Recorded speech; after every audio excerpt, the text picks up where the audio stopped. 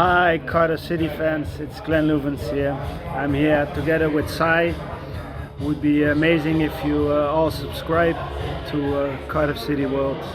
It would mean a lot, and hope to see you guys soon. Bye.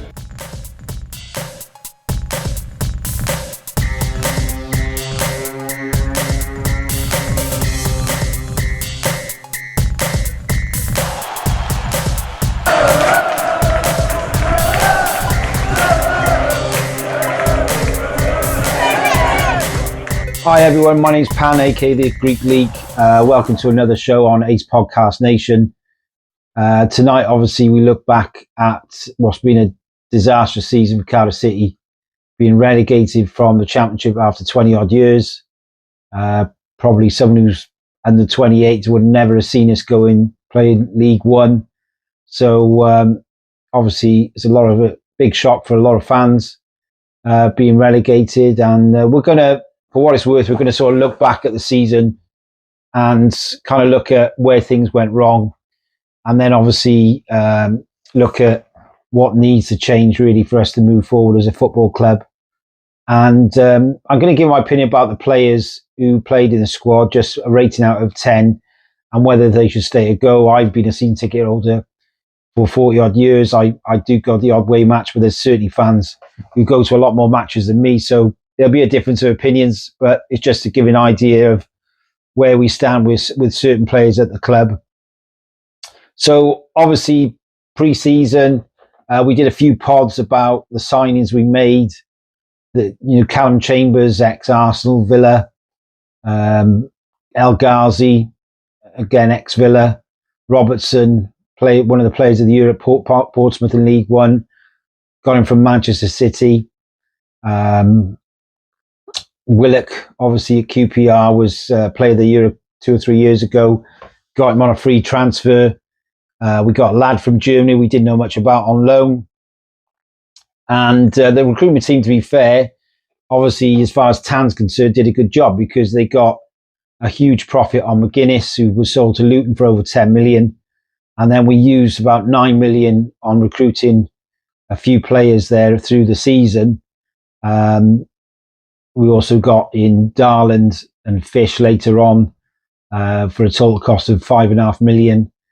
And, Salic obviously later on in the season for another 3.5 million. And Simic was also signed for 1.5 million. So there was quite a few signings. I was really encouraged before the season started. I thought on paper, a lot of these lads were good signings. We had a really good win in pre-season friendly against Hamburg. So there was no reason for City fans not to be fairly optimistic that we could sort of look to be a top 10, 12 club for this season. But obviously we started really poorly. Bullett's side losing at home to what is a good Sunderland side. Jack Clark was man of the match, scoring and setting one up. And that sort of set the tone for the rest of the season, really.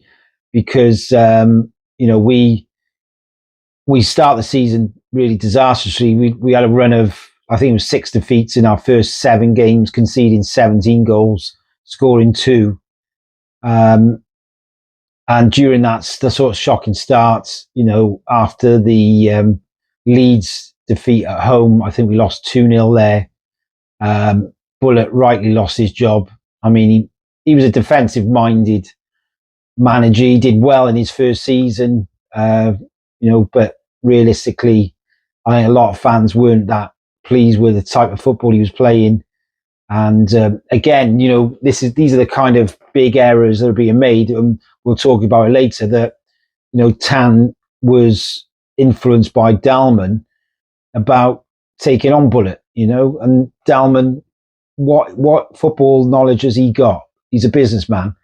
Choose a businessman, and this is what we're going to talk about later. That decisions at the club, football decisions at the club, are made by business people, and obviously, that was it's been proven that it's been a very poor manager for the club overall. So when we were looking at new managers and we were looking at all sorts of different types of managers who could come in, But again, we've looked internal, gone for the attacking coach Reza, who was, never been a manager before, never been a head coach. So he came in. I mean, obviously, he had a difficult first game away to Hull, which we lost 4-1. But then we sort of went on a mini run of 6 unbeaten and 4 wins, and then we scored 10 goals and conceded 2. So at that point, obviously most fans were encouraged because we had such a poor start, being bottom of the table and conceding so many goals. So, fans at that stage thought, yeah, Reza, he has improved things. We're not conceding as many, we're scoring goals, and things were looking up. But after that mini run, our next 9 games, we lost 6, not winning 1 and conceding 18 goals. So it sort of went back to the bullet time. And at that point, before the Watford game, many thought, Reza had to go, and he should have gone, really. But he sort of had another bounce, really, at that stage of 7 games unbeaten, winning 3, scoring 12 goals. And we had in that, obviously the big thumping of the Jacks at home, 3-0, which was a really incredible day, especially after the disastrous couple of seasons we had previously where they'd done a double over us, and, we were all pig sick about that. So, we did show a lot of fight and good football, really, in that victory over the Jacks. And that sort of may have sort of helped Reza to a little bit, because obviously it was a massive game for City fans, but, again, his record wasn't really that good up to that point. So, yeah, I mean, we then lost, obviously, 7-0 at Ellen Road. Massive defeat. And a lot of fans thought Reza has to go at that stage. It's... we were still in the bottom 3 at the end of January. Reza did get us to the last 16 of the FA Cup with a win at Stoke. But the Villa performance was pretty poor all around. We didn't really lay a glove on them at all, which was really disappointing. So that was really bad. And I think we didn't win any of our next 7 games from February. Losing at home to Luton meant we were only 1 point off the bottom 3. But again, sort of Tan, should have made the decision to get rid of Reza, well before the season ended. But he decided to keep him. And obviously from that point, it's, I think, in our last 8 games from March onwards, we only won once. And obviously that led us to be relegated after our 0-0 draw at home to West Brom. And I think the game before that against Oxford are a really average football team. Few ex-City players there.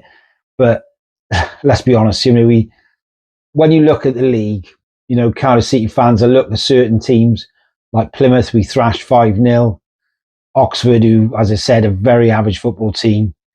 Derby had been shocking, but this is what I'm trying to say about a board making a decision at the right time to get an improvement, and then that board at Derby took the decision to go all out to get Eustace of Blackburn, who at that time were in the top 6 or 7, and Derby looked like they could well stay up. So these are the kind of decisions you have to make at football clubs.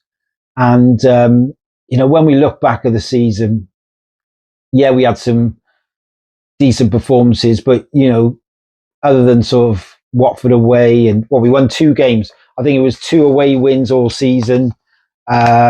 We've basically had, our home record has been shocking: 7 wins, 2 away wins. We've had 17 draws overall. We've had 19 defeats, and we've only averaged 1 goal a game. And that's where it is. And it's at the front and the back, really. I mean, the defence, we've made 13 changes in defence. You can't expect any player to get into any kind of rhythm if they're chopping and changing. Yes, we've had couple of injuries. You do get that. But there's certain players, and I'll mention Bagan. You know, a couple of years ago, I never really rated the guy, but I thought he looked really comfortable at a centre back. He had a bit of pace. He was composed. And I think he had a poor game at QPR, but I think we drew that one. But I mean, he got dropped. And I just think you need to, yes, he's not a young player anymore. I mean, he's been there for the club for a few years. And I think him and Fish would have been a good partnership. And you know, we changed so many times that central defence. And I think, you know, that any player will tell you they need that to play consistently to get that understanding with the other players. But, you know, we just changed so much. And Reza was known as the Tinker Man at the end. But again, up front, you know, we're not conceding. Robinson did reasonably well. I think he got his 12 goals 2 or 3 months ago, and he hasn't scored any more since. He's had injuries. So Salic came in and he did well initially. He worked really hard. Then he had a spell of 5-6 games not scoring, which I know strikers do. But I think, you know, to be fair to him, he looks like a decent player for us. But we didn't score enough goals. The midfield, Robertson, Colwell, Tanner, there's just no goals there. And, you know, the league doesn't lie. We're bottom of the table. We'll probably finish bottom of the league when we play away to Norwich. And, you know, when you look at other clubs in that division, you just think, you know, so a manager with a bit more nous who knows the league, like a Eustace or someone of that ilk, would have got more out of our team, you know, because I can assure you that Derby and Oxford, as players, you know, they're not good squads at all. And credit to the likes of Portsmouth as well, who, you know, got 1 and 2 decent players. But again, it's that unity, it's that organisation that the manager brings. So I think obviously it's been a disaster. I mean, we all know the problems really. We've got to get a sporting director. It's not going to happen. And Tan's not going to sell. He values the club at probably 65 to 70 million. West Brom went a year or so ago for under that, and they've got a better squad. You know, and realistically, you know, he's not going to get anywhere near that. What could possibly happen is an investor comes in and puts a percentage in and could possibly take over control of the football side. That's a possibility. But, you know, Tan's not going to sell unless he gets the value he expects, and he's not going to get that in League One. And, you know, really, there needs to be, like I said, if we don't get a structure in place, how are we going to move forward? And it's the same old argument all the time. Get a sporting director, get a manager like a Gary O'Neill, ex-Cardiff player, did well at Bournemouth. You know, someone of that ilk, get a 3-4 year plan in place. We just never do that. You need a sporting director to build a philosophy. He's involved in the recruitment side. He's involved in with the manager, making decisions, involved in the youth, all the way through. And without that, you know, the 2 clowns we've got there, Delman and Cho, it's not going to change. So, you know, as a Cardiff City fan, we know what needs to be done. Unfortunately, those higher up have got their own way of doing it. It's proven over the last few years it's got worse and worse, and it's not going to change unless Tan really stops being stubborn about it and really learns from his mistakes. As regards to the players, well, we'll quickly run through all the players, like, you know, and again, you know, this is just my opinion. You know, we can argue over a couple of them, but, you know, this is my view. I'll start with the goalkeepers. Alnwick, I'd give him 5 out of 10. Good shot stopper, but, you know, and he's brilliant at kicking the ball out. You know, very, very good. But, you know, I just thought he's average, really. And you look at Hovarth. I think as a shot stopper, the last couple of games he's done well, but with his feet, he's really poor. But I would give him probably a 6.5 out of 10. I think I think he'll be our goalkeeper next season. He's a big guy. Yes, it's a bit scary when that ball's at his feet, but, you know, I think generally his shot stopping has been really, really good, and he certainly kept us in the game against Oxford and West Brom. As regards to O'Dowda, I think he's been our best player. I definitely give him a solid 7 out of 10. He's consistent. The fans love him. He's done an amazing job at left back for most of the season. So I'd say no doubt is our best player. Gutas, who was very good the season before last, this season, the amount of times he's fallen over, Bambi on ice, absolute shocking. I wouldn't give him more than 5 out of 10. Bagan, I think's done well. I'd give him 6.5 out of 10. I think he's come on, and I think he will be possibly a first team player next season. Callum Chambers came in sort of right back, central defender. Didn't do that well initially in defence, I don't think. Went into defensive midfield, did really well there. I think he's hit and miss. I think, it's one of those positions where you sort of do the dirty work. You don't get a lot of praise. But I think he was okay. I'd give him a 6.5 to 7 out of 10. Manswick, obviously on loan, Ajax, from Ajax, he's gone. He's going to go back. Started amazingly well. I saw him at Stoke away, and he was superb. But I'd give him about a 6 out of 10. Really, I didn't think he improved. Robertson has been disappointing. I thought Robertson would score more goals, and he certainly hasn't done. I think in League One, obviously, he's done some really well, but it's a step up in the Championship, and I think he'll come good in a year or two. But he's a young lad. He's certainly got legs, but I'd say he's been 6 out of 10. Callum Robertson, probably one of City fans' favourites. Obviously, goals against the Jacks. But again, it's the injuries, being consistent in games. He should score 20 goals, really. And I'd give him 6.5 out of 10. Alves, who's on loan from Leicester, is going to go back. He started really well, but tailed off a bit. I think he's a 6 out of 10. Keir Mashford, really good young player, got a bit of quality, needs to believe in himself more. I'd give him 6.5 out of 10. I think he's proven in some games that he's got that quality, especially that goal against Sheffield United away in the Cup. El Ghazi, disaster, 4 out of 10.